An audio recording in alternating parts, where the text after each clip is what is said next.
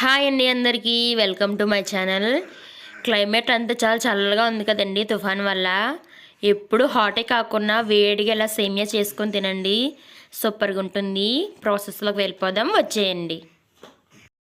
Stove on చేసుకొని ఒక pan పెట్టుకోవాలి. ప్యాన్కి తడేమీ లేకుండా చూసుకోండి. నేనైతే 1 కప్పు సేమియా వేసుకుంటున్నాను. లో ఫ్లేమ్లో వేయించుకోవాలండి, హై ఫ్లేమ్ పెడితే మాడిపోతుంది కదా. సో లో ఫ్లేమ్లో పెట్టుకొని అటు ఇటు తిప్పుతూ మంచిగా వేయించుకోవాలి. వేయించుకొని చేసుకుంటే సేమియా అనేది బాగుంటుందండి, టేస్టీగా ఉంటుంది. జస్ట్ ఒక 5 మినిట్స్ వేస్తే సరిపోతుందండి లో ఫ్లేమ్లో. మనకి పచ్చివాసన అనేది ఏమీ లేకుండా జస్ట్ ఒక 5 మినిట్స్ వేయిస్తే సరిపోతుంది. చూడండి, ఈ విధంగా కొంచెం కలర్ చేంజ్ అయింది కదా. ఇలా వేయించుకొని ఫ్లేమ్ ఆఫ్ చేసుకొని ఇవి పక్కన పెట్టుకుందాం. నెక్స్ట్ ఒక గిన్నె తీసుకొని 1 కప్పు సేమియాకి 2 కప్పులు పాలు వేసుకుంటున్నాను నేను. 2 కప్పుల పాలు, అదే కప్పుతో 2 కప్పులు వాటర్ వేసుకుంటే సరిపోతుంది. నేను తీసుకున్న 1 కప్పుకి మొత్తం 4 కప్పులు వాటర్ క్వాంటిటీ కరెక్ట్గా సరిపోతుందండి. పలుచగా కాకుండా అలాగని చిక్కగా కాకుండా మంచి కన్సిస్టెన్సీలో ఉంటుంది ఈ కొలత ప్రకారం చేసుకుంటే. పాలు అనేవి బాగా మరిగించుకోవాలి. పాలు అనేవి మరిగిన తర్వాత మనం ముందుగా వేయించి పెట్టుకున్నాం కదా సేమియాని యాడ్ చేసి బాగా కలుపుకోవాలి. వర్షాలు పడుతున్నప్పుడు వేడివేడిగా కారంగా హాట్యే కాకుండా స్వీట్గా ఇలా పాయసం చేసుకొని కూడా తినొచ్చు. తినండి, చాలా బాగుంటుంది. ఎప్పుడు హాట్ తిని బోర్ కొట్టి ఉంటుంది కదా, స్వీట్ ట్రై చేయండి.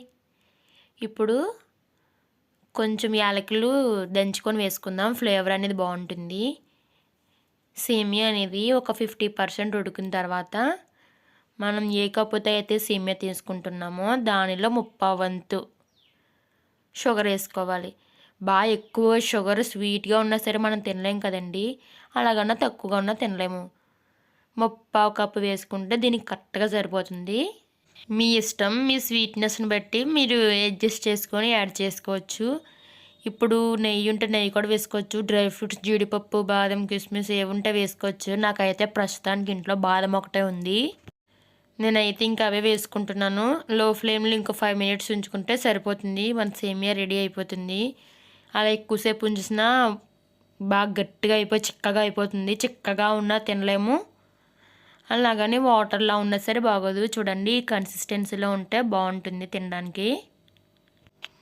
మా బాబు అయితే పాలతో చేసింది సేమియా తప్ప ఇంకేం తిండండి. జున్ను కానీ, పాలకోవా, రసగుల్లా ఇలా ఏం తిండు, ఓన్లీ సేమియా ఒకటే తింటాడు. ఇది వాడి కోసమే చేశానండి నేను.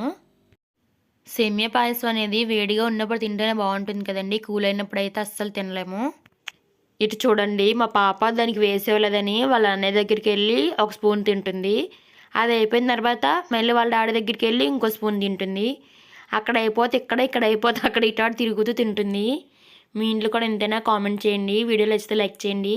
Please subscribe. Bye bye.